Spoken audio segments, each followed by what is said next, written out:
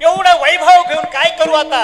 शेवटचा क्षण आला आणि मग म्हणला त्या यमराजाला म्हणलं यमराज करा म्हणला, एवढं वैभव आहे, एवढी संपत्ती आहे,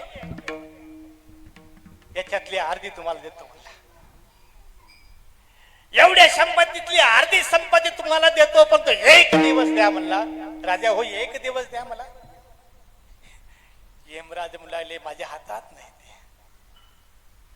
तुमचं आता तुमचं वय संपलेलं आहे, तुमचा दिवस संपलेला आहे, वेळ संपून गेली, आता संपलं बस. शेवटचा क्षण आहे. एवढ्या क्षणात तुम्हाला काय पाहिजे ते फक्त मागा, दुसरं काहीच मागू नका. काही गरज नाही म्हणले मला. काय गरज आहे? देवाला पैशाची गरज आहे. पैशाने जर त्या ठिकाणी देव जर विकत घेतला असता, सगळ्या श्रीमंत लोकांचा देव झाला असता आणि देव त्यांची चाकरी करत बसला असता राजा. पण देवाजवळ असा अच्छा आहे की सगळ्या जगाला त्याचं काय, त्या जगाचं सूत्र द्यायचं हातात. सगळं जगाचं सूत्र कुणाच्या हात आहे? हातात कुणाचा आहे?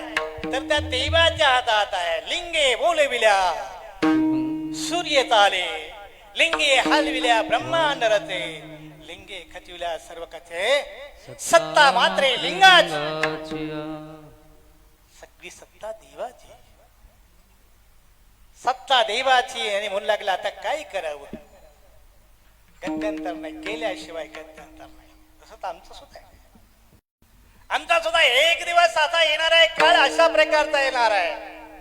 जायचं आम्हाला, प्रत्येक माणसाला जायचं. देवानं निश्चित करून ठेवला, आमचा टाइम निश्चित करून ठेवला आहे, वेळ निश्चित आहे. जाने आए हो सर्वासी